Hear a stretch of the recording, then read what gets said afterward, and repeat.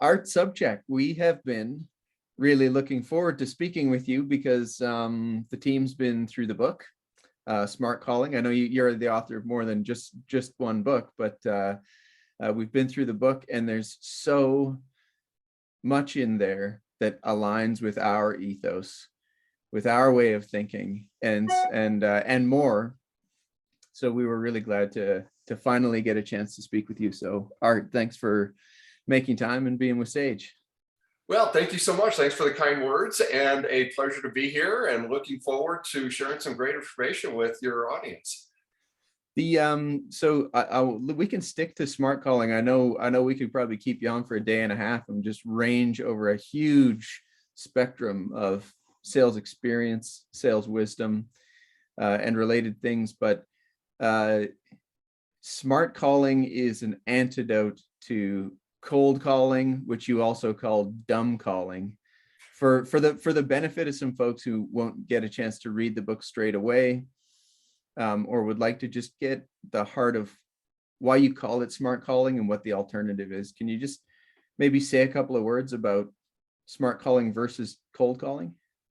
Yeah, let me just go way back and talk about the genesis of it. I've been teaching sales training for a long time, and always felt that it was dumb for people to place cold calls. And I define a cold call as being a call where the salesperson is saying the same thing to everybody that they're calling, and they're subscribing to the numbers game mentality where they're just placing call after call with no regards to whom they're calling, and then just giving the same message. And they're knowing nothing about the people they're calling, the situations they're calling into, or the companies they're calling into.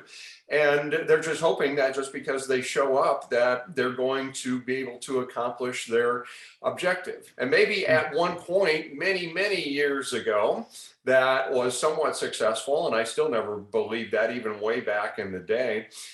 And as a result of that, I developed the philosophy of, well, I want to know something about the people and the organizations and the situations that I'm calling into. So therefore, I can tailor and customize and personalize my message to make it relevant. And that has never been more important than it is today, because of all of the messages that we're bombarded with. Advertising messages, text messages, just so many forms of distraction that we ignore almost every single one of them. So therefore, to have any chance at all to gain an audience, or even the first step, which is just to pique somebody's curiosity, we've got to make our messaging about the other person. I mean, novel concept, right? I mean, not really, but it is for a lot of people. So I decided to formalize the term and the concept when I wrote the book back in, I guess 2011 is when it came out, and it was immediately a success and resonated with people. And here we are now in our third edition, and it's as relevant as ever. And people are being successful with it, while others are still placing the dumb cold call or the dumb cold email or LinkedIn message, like I'm sure you probably get. Yeah, I'll tell you what, Art, it's in its third edition. Books don't get that way unless they naturally appeal to something going on in the readership. Unless they address something very real in terms of people's experience. So here's a book that's in its third edition. The whole time we were reading, I was thinking it actually might need a COVID edition, a special fourth COVID edition. And the reason why is you've got this chapter around the fact that this is not an outdated concept. Cold calling is not dead. You can come up with 1,000 other ways to appeal to people, get direct introductions, have marketing gear up, use social marketing, and so on. You still are going to need to have a human being talking to another human being in coherent ways about work that could be done together. And it doesn't go away. It isn't a technique that died in the late 90s. Yeah, it's interesting. People will say cold calling is dead. I mean, if you want to start an argument, just go ahead and post that question on LinkedIn, like many people do who don't have, any other original thought. But as I like to say, the calling was never dead, but the cold has been dead for a long time. There's absolutely no reason for anybody to ever place a cold call. And it's interesting what you mentioned about the C word. I don't even want to, use the word, but we could call it a booster. The, and what's interesting is when you come out with new editions of the book, the publishers want you to, for example, this one, they said, we need about 40% changed or updated material. And I said, no problem, because what I did was I just simply went out to the field and talked to my clients and customers and readers, people who are using the concept. And I collected their stories and their examples and their case studies. And we put that in the book to just back up the process itself. And it's really not a book to be read. It's a process to be used and to put into practice. And I think that's why it's withstood the test of time and will continue to. And to your point, hey, this whole thing about talking to people, yeah, that's never really gone away. And the pandemic really accentuated that, because I'll tell you what, my phone was ringing off the hook once the pandemic started, because we had so many organizations and people who got away from actually talking to people.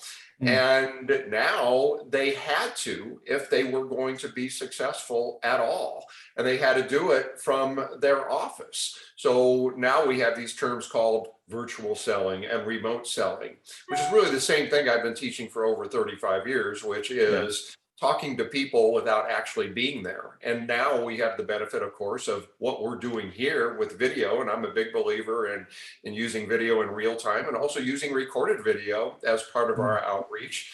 And I'm also a believer in using all the other communication tools available to us, which, of course, is email and in-mail and text messaging, handwritten notes, all those things. But of course, ultimately, the goal is still to do what we're doing right now, and that is to have a real-time conversation, whether it be over the phone or over video. There's something kind of fearless, I think, that develops in people who have taken on the regime of making calls as well, and developing what you said is what we're doing right now. Having a real conversation, not scripted. You have a destination, you have an objective for where you want to get to, but it's two fellow creatures kind of allowing their minds to meet. For years, Art, I was training a team of folks who were doing making calls to experts in order to recruit them and put them onto jobs. So in this case, they weren't asking for any money, but they were asking people to do what they already do really well, and but engage in short consultations with investors and consultants and otherwise. What I could see is every time a young professional had to go through, 50 or more calls in a day, and had to do the work to do research and line those calls up so that they could be successful, by the end of a year and a half or more, it started to show in the other ways in which they just engage people. You develop a very high EQ, you develop a natural way of listening and a natural way of guiding the stream of conversation into sort of successful direction. So I consider it quite a life skill. When we read your book, there were so many things that I felt were unique and not taught, that I hadn't seen in other sales literature, and there they were, chapter after chapter. It felt like a little collection of 5 good books that all addressed things that we had experienced but hadn't seen taught. That's all preamble, Art, to just say, where did the ideas come from? What were you doing before you saw all of this and decided this needs to be shared and taught?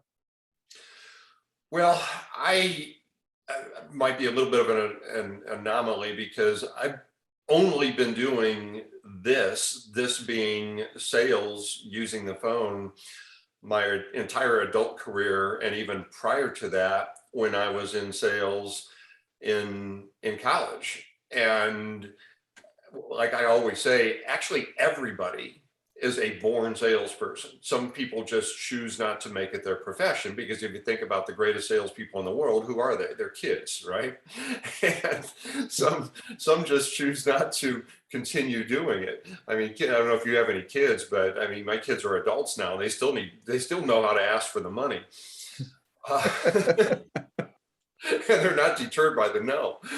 But so my first job out of college, I went to work for the old AT&T, the Bell system here in the States, when there was actually just one phone company. I know it's hard for people to fathom. And I was working at what was called the Bell System Telemarketing Center, where telemarketing was not actually a bad word at the time. And I had the opportunity to be trained in this whole system and process of using the phone in the sales process. And of course, the Bell system wanted to teach more people how to do it, because that was really the way for them to increase their revenue, because everybody had to use their service. But to get somebody to use more, they had to give them different ways to use it. So they thought, hey, this would be great to show business people how to use the phone inside sales. And of course, they called it telemarketing at the time. And I was a very good salesperson, but I was not a very good employee, in the sense that I had an entrepreneurial mindset, and I didn't like the politics and didn't want to play the games. And I was getting better results than most people, and wasn't getting the recognition because I wasn't playing the politics. And then, of course, being an entrepreneur, I thought, I can go do this on my own. So I left with a partner, and we formed a consulting and training company at the tender age of 23. Wow. And proceeded to make every single mistake in the book. Here's a pro tip. Don't leave a well-paying job before you have any clients in hand. So there you go. You can tweet that one out. So where did all the ideas come from? Well, it wasn't overnight. It was from years and years of researching. And what I typically do is, when I want to learn about something, I go into mass information accumulation mode, where I want to go out and just pick up everything I can possibly find that has been written or recorded on the subject. So I was doing that way back in the day. I wanted to learn everything I could about sales, and there wasn't a whole lot about telephone sales other than the consumer telemarketing stuff at the time. So I had to adapt a lot of what I was doing and what I was learning to inside sales and telesales.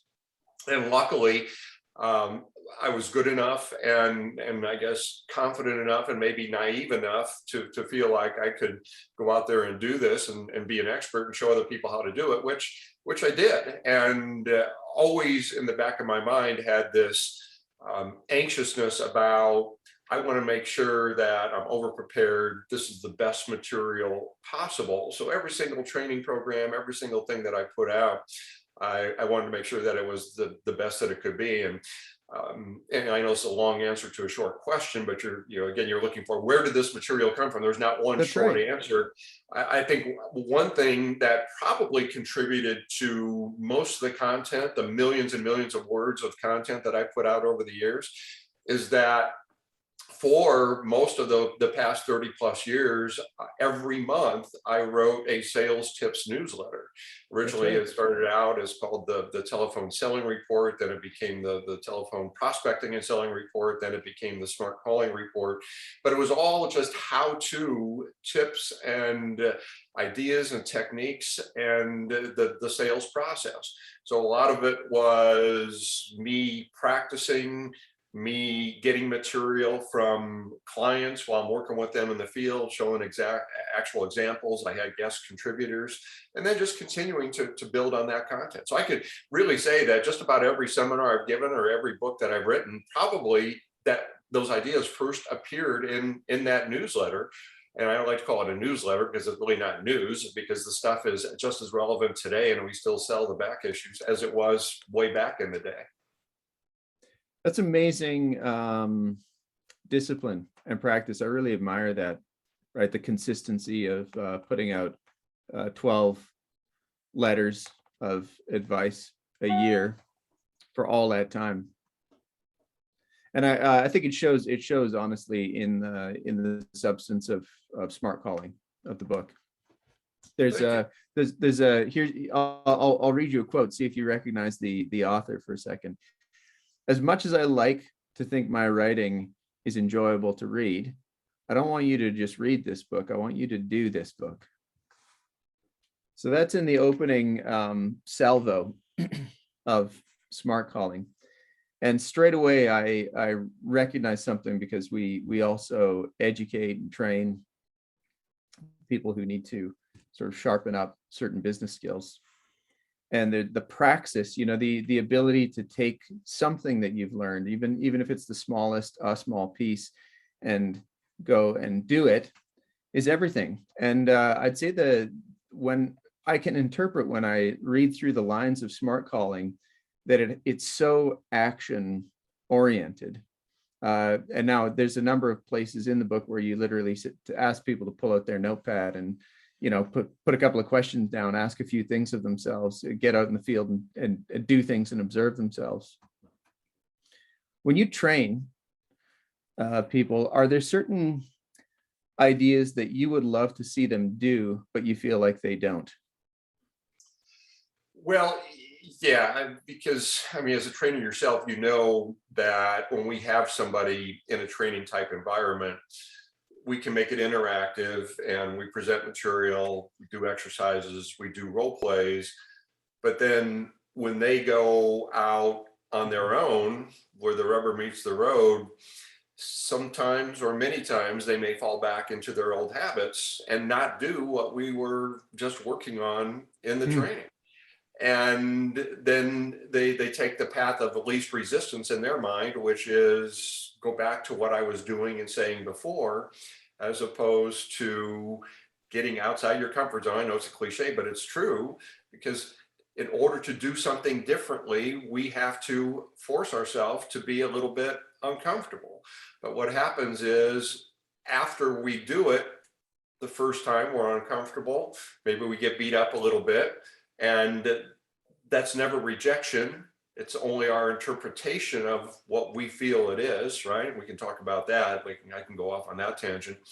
But unless we are actually doing, learning, and then reviewing and adapting, and then rinse and repeat, that's the only way that we get better at any skill, right?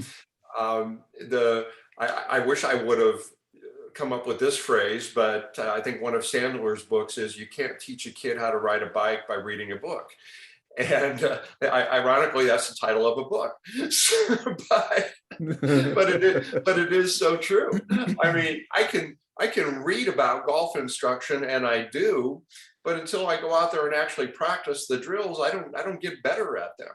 And what's interesting about sales is that the very best salespeople that we see and we admire and that we may call smooth, all were unsmooth first. And use the word scripted before, where we're unscripted, which in a sense we are, but in a sense I'm not, because everything I'm saying to you, I've said before at some point, because I'm not just making it up. It's just not being spontaneous. And likewise, the same thing is true when we're in sales situations. If I take somebody off the street, I can put them through training. I can give them the opening, the smart calling process, and they're going to have some success because they're going to avoid some mistakes, but they're never going to be as good as they're going to be 6 weeks, 6 months from now, if they continue to get better. Because what we're doing is we're building our own Wikipedia of things that we can draw on when we need them, right? Right. I don't know if you're a sports fan at all, but there's a saying in sports where when the game slows down for someone, that's when they really become so much better. when as opposed to just being anxious and trying to think of what we're going to say next. And you've probably listened to salespeople, or maybe been there before, because I know I have, where we're just so anxious and trying to figure out what we're going to say next that we're really not internalizing everything the other person is saying. And unless and until we do that, we're missing out on some great information that's going to help us to formulate our next question or response or statement. So Art, how do you teach people to slow the game down or develop the ear to listen? Well, there's a lot involved here, and there's no easy button. And what amazes me, which it shouldn't really amaze me because I've seen it for so long, is that there are people out there who want the easy button. They want the one phrase, the one email subject line, the one answer to an objection, the answer to the screener's question and all that. But no one who has ever reached any level of success got there overnight. So what should we be doing? Actually, rephrase the question again, because I got off on a little bit of a tangent there. Yeah, well, actually, I'm bookmarking another tangent because I want to get back to it too. But the question is, if people need to slow the game down so that to really sort of find their most excellent version of it, and if they need to learn how to listen, right? How to keep their ears open and sort of have a ready listening posture, as opposed to a script of bullets that they need to blast through or statements they want to make. How is it that you train or inculcate those skills? Have you seen ways to do it? So you've said there's no magic button really there. Unfortunately, you can't sort of teach them one thing. Right. Yeah, that's why I got off on the tangent, because it's a mixture of several things. The first thing that has to be in place is the mental game. And that means both the want to be better, and then the desire to genuinely care about the person at the other end of the phone, or the other end of the desk, or the other end of the screen. Because until we do that, we're never ever going to be able to do the things we need to do to be successful, such as asking the right questions, listening, caring about what they want as opposed to what we want to do. So when those things are in place, then what also has to be in place is the process, the sales process that we're following. And then, so you've got the strategic, but then we also have the tactical. And the tactical is probably more of what I'm known for than anything, and that is the messaging. What do I say in that situation? And I find that that's what most salespeople want. What do I say? What do I say in this situation? Yes. And I mean, let's face it, because that's what matters, right? That's the actual communication. But that just doesn't occur in a vacuum. So again, the mindset has to be there, the caring, the empathy has to be there, because then that's going to allow us to go out and seek the information that we need, whether it's provided by a company, or let's say someone's a solopreneur, or they're just going to invest in themselves, going out and seeking out the very best material. And I've never met a superstar salesperson who just took what a company gave them, because they're always investing in themselves. So then how does the game slow down? Well, like I mentioned before, it doesn't happen on day one. It's a continual process. And for some people, it comes a little bit earlier than others. And it's a matter of learning from every single call. I mean, what kills me is that salespeople who subscribe to the numbers game mentality, or worse, managers who suggest it and they manage by dashboard by just looking at numbers. They're not developing people. They're just saying, hey, give me more numbers. It'd be like a basketball coach saying, hey, we need to score more. Let's take more shots, as opposed to let's take more quality shots. Let's figure out how we can get in a position to take more quality shots and be more efficient. So learning from every single call. And here's another thing that the very best salespeople do. They record themselves and then they review their performance. So if you really think about it, Kevin, we're in the performance business, right? As Mm. salespeople. And if you look at who are the most highly compensated professionals in the world, most are in the performance business of some type, actors, sports stars, right? And every single move that they make is being recorded and evaluated. As salespeople, I put us in that same category. So there's probably nothing that we can do as salespeople that is more instructive and beneficial than to listen or view recordings of ourselves while we're performing and reviewing it in a situation where we're not being forced to respond. I mean, it's absolutely amazing what we hear when we go back and we review the tape. And I know you probably go back and review the recordings of what you're doing here, like I do with my podcast or interviews or my own phone calls. And then there are times where I'm just like slapping my head going, oh my gosh, I can't believe I did that, or I said that, or I can't believe I missed that. But the thing is, with the experience, then when we're more comfortable not having to jump in and respond, we can listen to what the other person's saying, and then we can really master the pause. And the pause is, and I teach this is my advanced listening training. Pause at 2 points in the question asking and answering process. Number one, after you ask a question, shut up. Don't let somebody answer. And the other point is after they answer, because they may not be done. And if they keep talking, that's going to be better stuff than what they just gave. I love that it was referenced in the book briefly. Art, if some people will listen to this and they'll be curious about that, if people want to listen to your advanced listening training, or get in touch with you on that, what's the way they best find you and get in touch for that? Well, I've got several different ways to get in contact with me. My best training is a virtual course that we call the Smart Calling College, which is not just prospecting, but it's applying the smart calling concept to the entire sales process, primarily by phone. But of course, sales is sales. It's just more difficult when we're not there face to face. So that's smartcallingcollege.com. And if people want to get in contact with me or take a look at just tons of free content, they can go to the site smartcalling.com. I want to go back on one of the tangents. I still have a bookmark we want to go back on.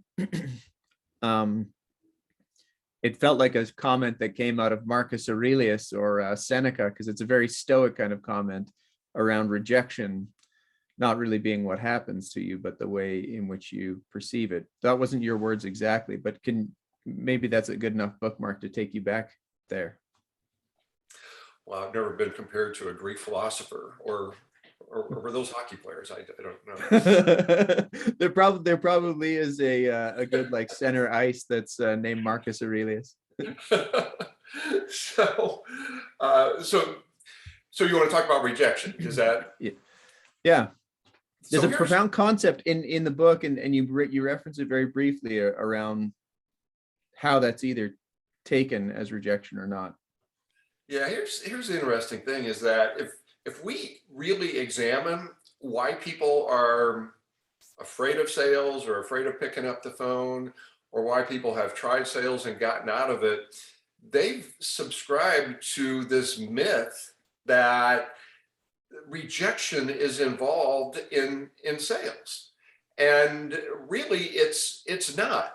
Now, I know there are probably people out there right now going, well, this guy doesn't know what he's talking about. Well, no, notice what I said there. We're going to get no's when we're in sales, because that's part of the process. Because if we're asking for something from someone, there may not be a fit. There might be a lot of reasons why. Maybe we caused the no itself. But is the no itself rejection? No, of course not. Rejection is a story that someone tells themselves as a result of something that they're thinking about what happened.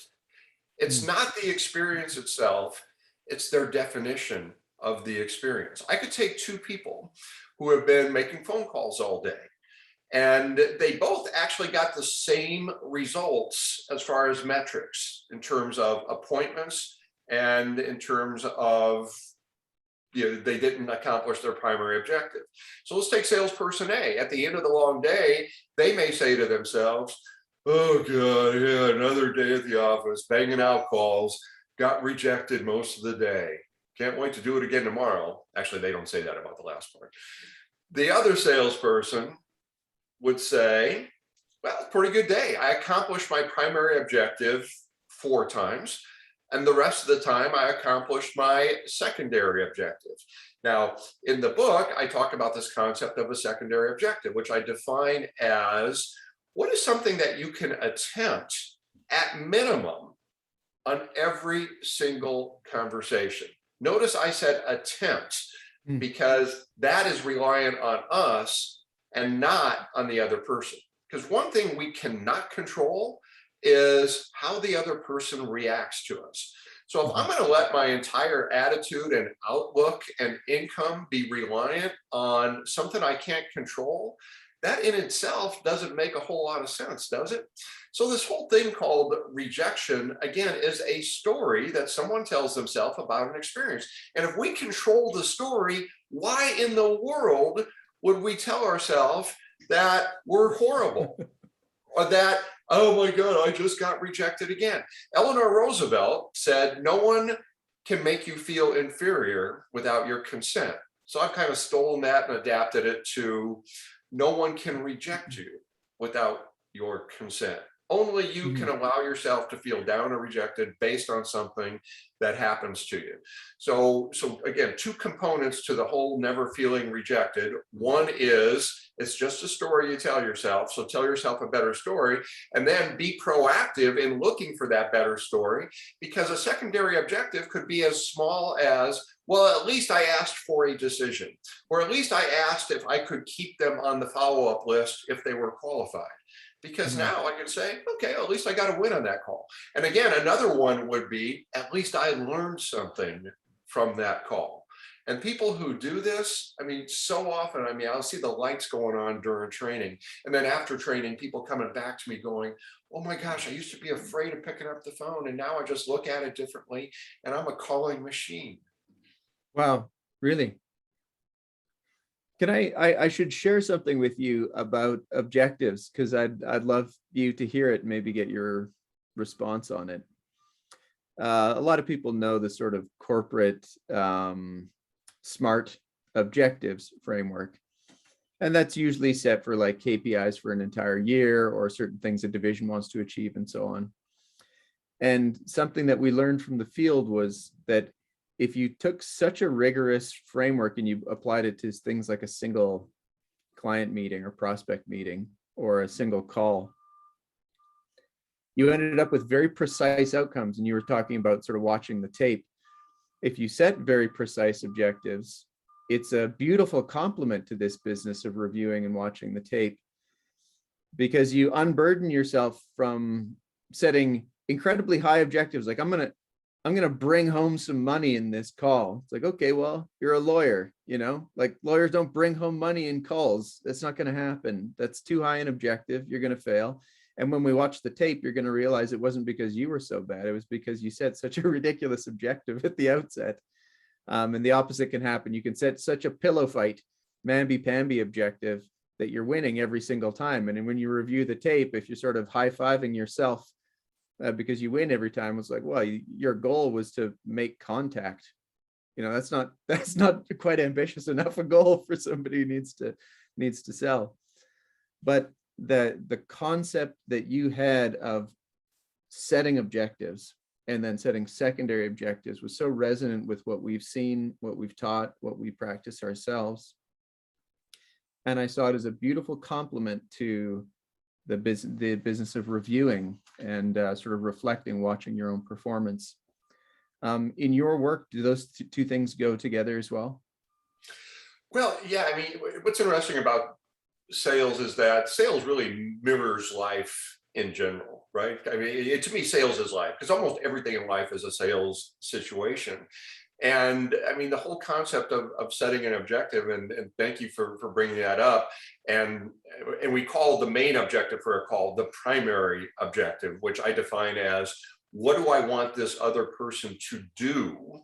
Notice it's action oriented as a result of this call. So it is ambitious, and I do encourage people to set it as high as possible. What's the highest conceivable or even higher conceivable result of this conversation? Because the higher we set, as you know, the more likely we are to come in higher than if we set that small objective and then we stop. And I mean, it's true with like you said, everything in life. When I go to the grocery store, if I have the objective of I'm getting these 6 things, I'm likely going to be more efficient than if I just walk around going, I wonder what I need here today. So yeah, and you know what's also interesting here, and I appreciate all the kind words about smart calling, but if you when you read through it, you probably didn't look at this and go, man, this is high level rocket science, nuclear physics type stuff. And it just amazes me, the longer I'm in sales, how simple the concepts really are. And really, if people embrace the fundamentals and do a lot of little things right consistently, they're extraordinarily successful. I mean, there's the secrets to life, right? John Wooden, the great basketball coach, always focused on doing a lot of little things from the very first day of practice to showing players how to tie their shoes. I mean, and the same thing is true in sales. There's one or two little things that I want to get into, because I sort of feel like, God, they're so small, but if somebody can hear them early in their career, they'll save so much time. One is around best days and times to call. Can you say a couple of words on that? We're both laughing because you know what I'm going to say here, right? Yes, I do. So if you go out online, and it must be true if you find it online, you're going to find all kinds of different studies about best days and times to call, according to research. And it always amazes me because, I mean, I could do a study on anything and come up with research on just about anything. And what I find is that what a lot of people do with these studies is that they use them as reasons to not to call somebody, because sales reps or managers will look at something and go, oh, well, it says here that Monday between 2 and 4 is not a good time to call. Well, here's the thing. If you're not calling, you have zero chance of talking to somebody. And anytime we subscribe to general studies or blanket statements about it takes 10 attempts to reach somebody, 80% of sales are closed after the 5th attempt, it's kind of like, where does all this stuff come from? Whenever somebody asks me almost anything about, well, how long should a call be, or how many attempts should it take, I always ask them, I don't know. How do you build a house? Because there's so many different variables involved in both of these, right? And sales applies to just about anything. So unless somebody gives me a very specific industry, I wouldn't pretend to tell somebody what are the best days and times to call. I mean, if you're calling into a restaurant and you want to sell them some consumables or fixtures or whatever, obviously don't call between 10:30 and 1:30. Okay, bad times to call, because that's very industry specific. So otherwise, as far as best days and times to call, I mean, I surveyed, I had a Facebook group for a while, and I posed that question to the Facebook group, and the people, and these were mostly high achievers, and people were just laughing at that question coming back. The best day and time to call is any day that ends with a Y. Yeah. Yeah. Yeah. Super. Again, another one in that vein. An email before a call, or a call before an email. What have you seen and learned in terms of sequencing kinds of communication like that? Well, again, this is an evolving science, and I think it also depends on there's variables, not to duck the question, but both are used successfully, and I can give examples of both that are being used successfully. And it can also depend on, I mean, how complex is the sale? At what level are you going into? Do I need to soften this up before? And am I just sending an email, or am I sending something else? So for example, I don't know if you're familiar with Stu Heineck. He wrote a couple great books. One's called How to Get a Meeting with Anyone. The other one's called Get the Meeting. And he's got this whole concept of what's called contact marketing. Contact marketing is sending something before a phone call, with the premise being that if I can break the ice and really grab somebody's attention and make it of some value, I'm going to have a greater chance of actually speaking with that person. And he's got entire campaigns where people are sending elaborate things and spending, in some cases, thousands of dollars, which can be worthwhile if you're selling something that's worth a couple $1,000,000. So to go back and answer your question, should you warm up a prospecting call with an email or an in-mail? Yeah, test it. Absolutely. Now, with this caveat, the purpose and the messaging of that email should not be to say, hey, Kevin, Art Sobczak here, and this is what we do, and go through, write a whole book about this is what we do, and I'd like to set up a meeting with you. No, the whole purpose of that email or in-mail or whatever messaging should be to pique some curiosity in someone's mind and leave a question in their mind as to, I wonder what they have. I'd be interested in talking to them. So what should come first? Again, I don't know for the individual. I would suggest people test it. I would look at what other people are doing in your industry and see, I mean, success leaves clues, right? I didn't come up with that quote, but I mean, why reinvent the wheel? So if you see somebody in your industry, see what they're doing, but don't necessarily take it as gospel. Test it out yourself. And that's the great thing about sales, is that the entire world is our laboratory, and we can come up with our own system based on what we see is working and tweak it, and then continually strive to get better.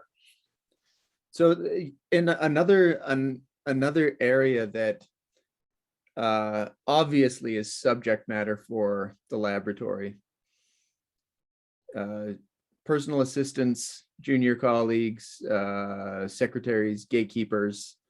There's some good wisdom in the book. I'd love for you to say one or two words, mostly so that people will go and actually read what's there, and as you say, do what's there. But can you just say a couple of words on gatekeepers? Yeah, the first thing I will say is that anybody who looks at somebody as a gatekeeper or screener or adversarially, keep this in mind. Those people are much better at getting rid of you than you are at trying to go above, around, through, or over them, because they are trained in it and they just thrive on getting rid of time-wasting salespeople who are trying to be cute with some technique. So what I say in the book is that get rid of the word gatekeeper and screener, because those are adversarial. The top salespeople in the world know that the assistants, and I love to call them assistants because they're the buyer's assistant as well as our assistant when we treat them properly. They are the most important person in your world as it relates to getting through to speaking with your decision maker. And they are not told to get rid of everybody who calls. They're told to get rid of somebody who seems like a time-wasting salesperson who has nothing of value and just wants to pitch their stuff. So my entire philosophy and all my messaging is based on, let's work with these people as opposed to against them. And then once you change your mindset, and then once you change your approach, you find that now these people are actually helping us get in as opposed to keeping us out. Boy, does that ever make the day-to-day work of a sales representative more enjoyable too.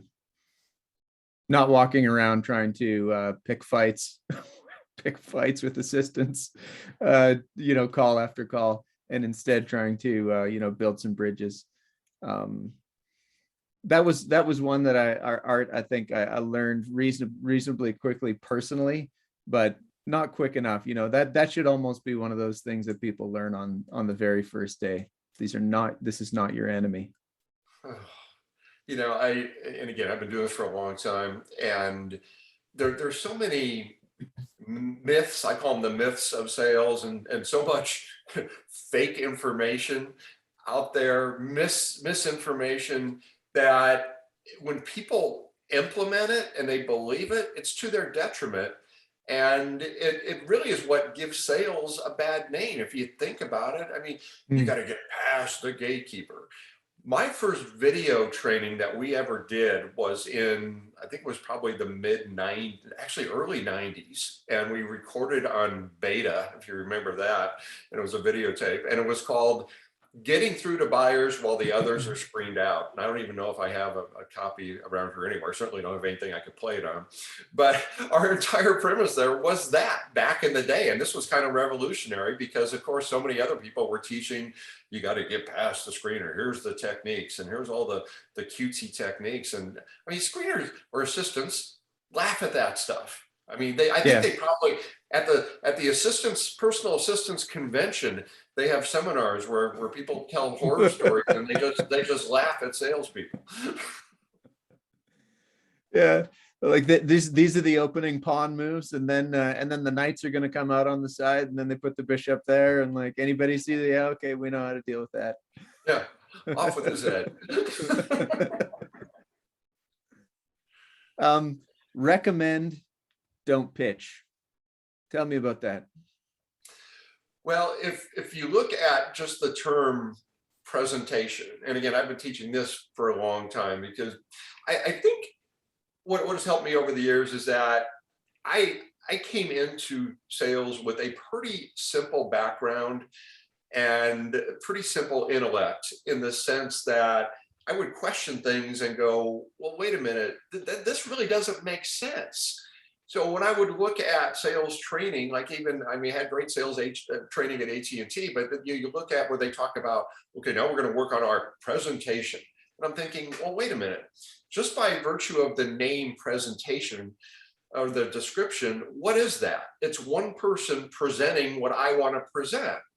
And if I just present what I want to present, I'm not taking into account at all what you're interested in. And why are you going to buy? Because of what I want to present or what you're interested in? Duh, no kidding, right? Mm-hmm. So then I thought, well, what's a better term for this?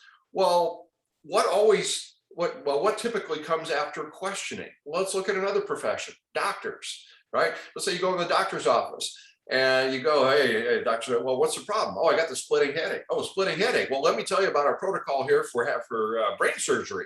And then that's what we're going to do. So here's how we're going to do the brain surgery. Whoa, wait a minute here. So of course, no, they're going to ask questions. How long have you had it? What have you been eating? You know, all this stuff. So then they're going to make their diagnosis and their prescription. So I could call this prescription, but I like to call it a recommendation. So after I collect information, now I can make the best recommendation for your situation based on what you just told me.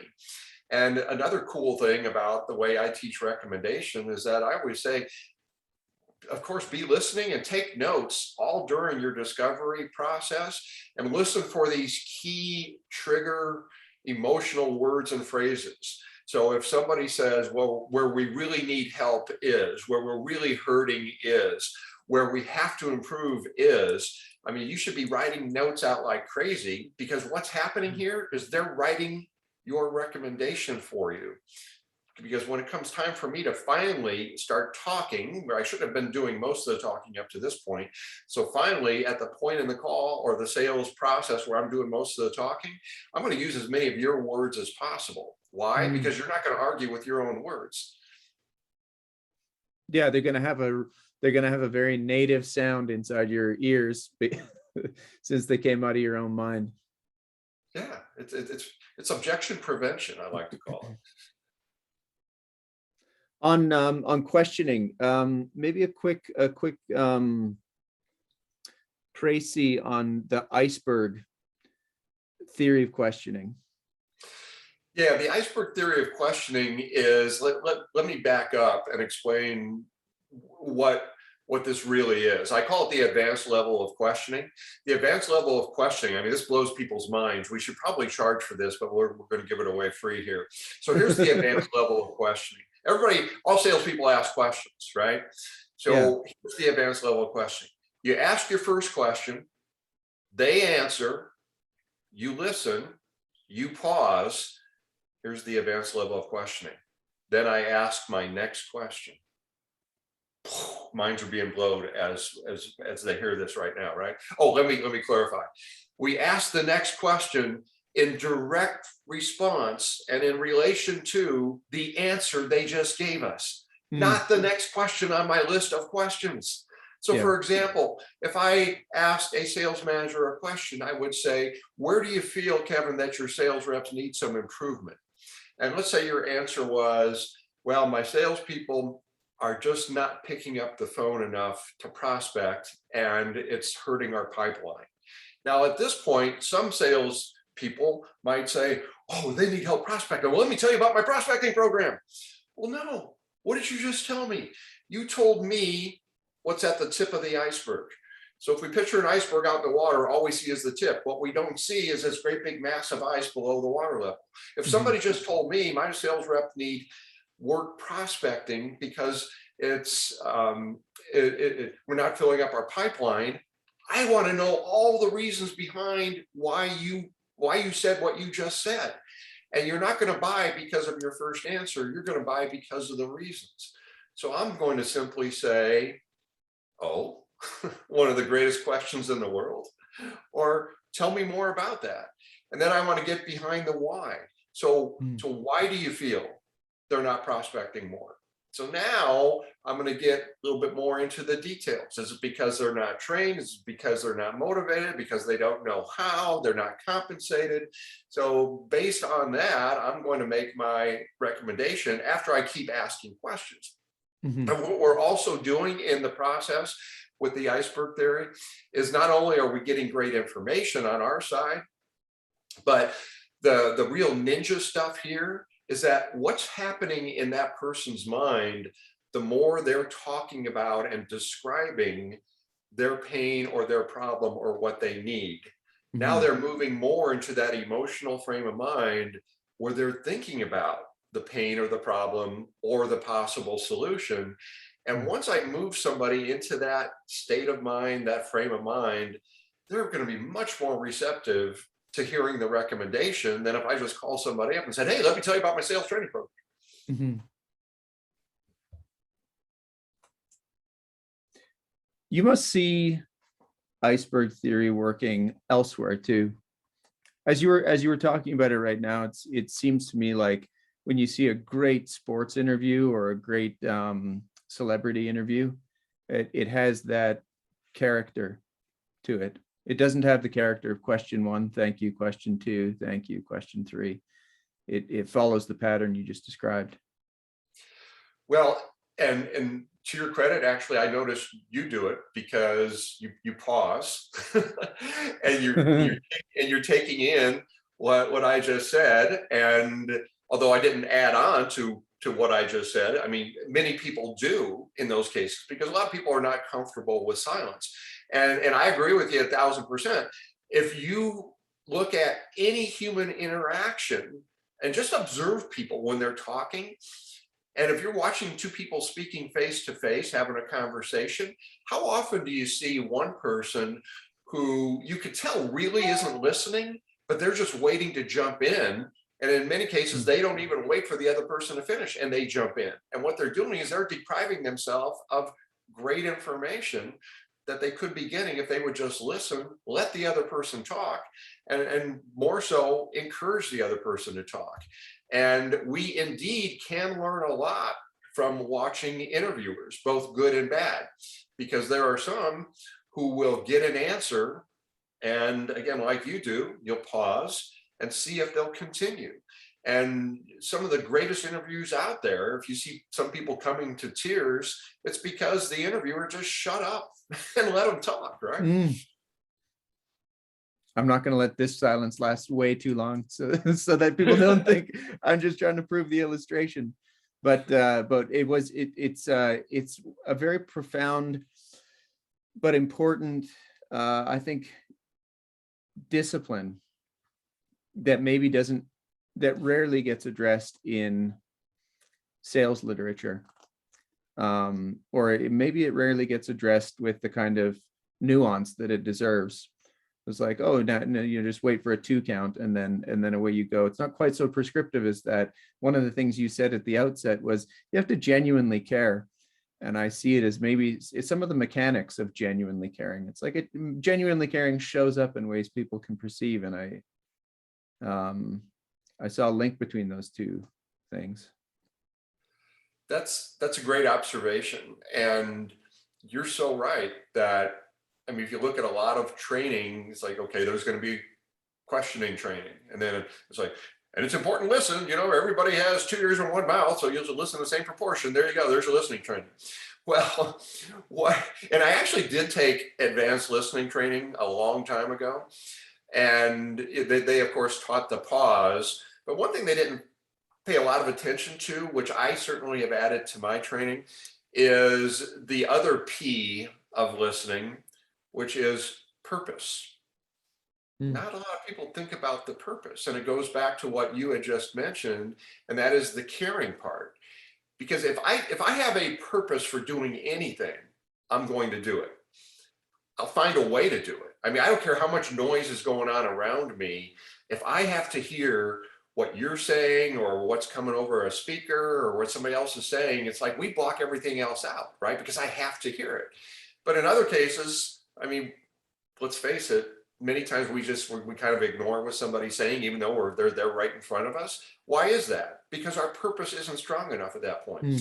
So what I suggest salespeople do is that when you're in a conversation, remind yourself of your purpose for listening. And that has to be an individual thing. For me, if I'm in a conversation with a prospect, and I admit I've got the attention span of a gnat, if I find myself getting distracted by something else that's going on, I try to limit those, but it still happens. I will scare the heck out of myself by simply saying, they're saying something that could help them buy, you better focus. Now we can think about 10 times faster than people can speak. So I can do that pretty quickly and just boom, snap myself back into that listening mode.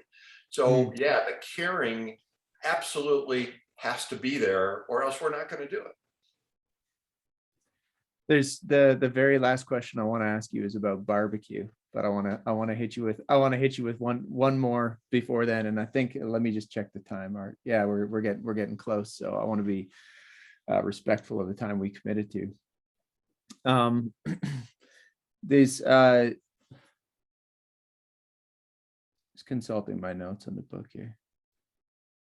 Thinking big gets you big results. Why?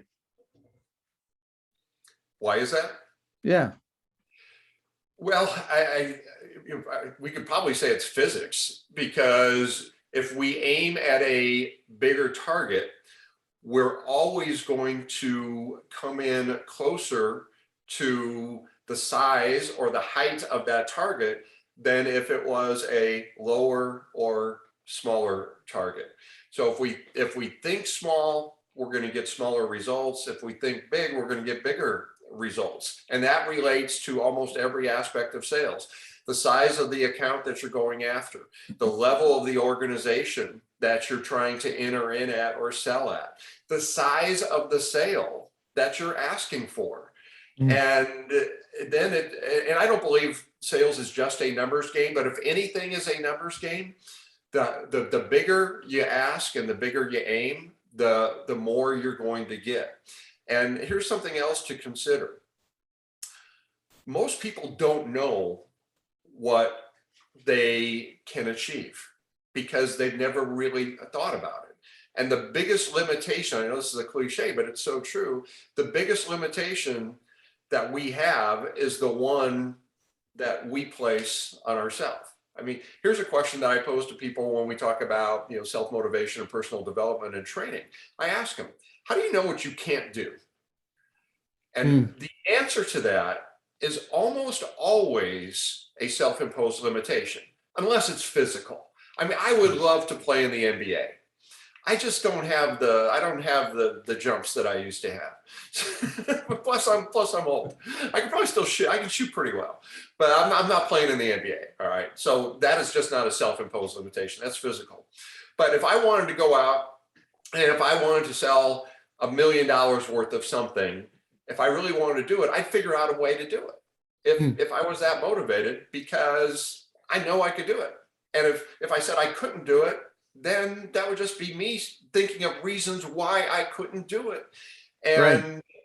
And I mean the people that have gotten out of sales, most of them have gotten out because of their own stories that they were telling themselves that were negative, or their self-imposed limitations. Art, we're just about at time. One of the things that was so admirable about the edition of the book that we read is you gave shout outs to so many people. You brought in all kinds of what I can tell are friends or just people you read and respect, and sent people off to go check them out. We want to make sure people go see and check you out too. So I want to finish that way. But before then, barbecue. Tell us about the art of barbecue. Well, now we're talking about one of my passions, and I commend you here because you did your research and you know what I'm very interested in. So I've been a cook most of my life, and I lived in Kansas City, my first job out of college. So of course, Kansas City is known for great barbecue, and I kind of got the barbecue bug there back in the mid '80s. And ultimately, I started my own competition barbecue cooking team in the early '90s, which I still do now. And actually, I just signed up for a contest that I'll be doing in a month in Yuma, Arizona. I don't compete as much as I used to, but what I'm going to be doing now, I'm in a position where I can kind of pick and choose the business that I want to take on. So I'm not working as much, taking on as much as I like to, and as a result, I'm able to invest a little bit more time in barbecue. And people always have said to, I guess, any good cook, oh, you should do a restaurant, you should do catering. I've turned down a lot of catering. I don't want to do it. But I do want to do it in a way on my own time. So what the Art of Barbecue is going to be doing here is doing barbecue for charity and for causes. So and actually, I just met with a food truck trailer company yesterday to build out my food trailer. But I'm going to be cooking for veterans groups, law enforcement, first responders, and a variety of different charities, and donating my time. And if we're selling to the public, we're going to donate proceeds to all those groups. And right now, I've never done Instagram before, but I did start up an Instagram, and give a plug for that. It's just simply Art of Barbecue. So if you're into food and cooking and barbecue, I got a lot of cool stuff there. Fantastic. We're gonna share that wide.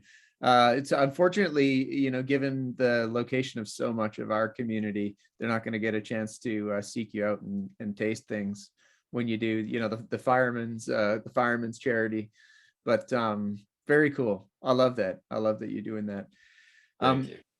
Art, who do you want to work with?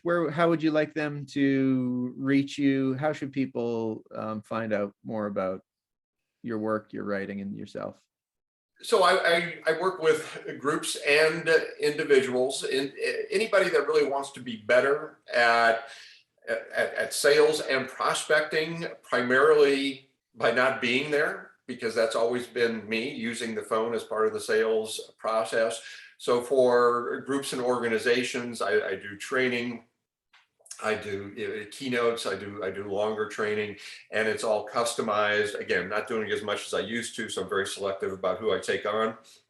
Excuse me. And then individually, of course, I've got all kinds of materials, both complimentary, and if anybody wants to invest more in themselves, I've got a coaching program which provides actually monthly access to me, phone access as well. So you can learn all about that at simply smartcalling.com, smartcalling.com. Get on the list, and you'll be hearing from me.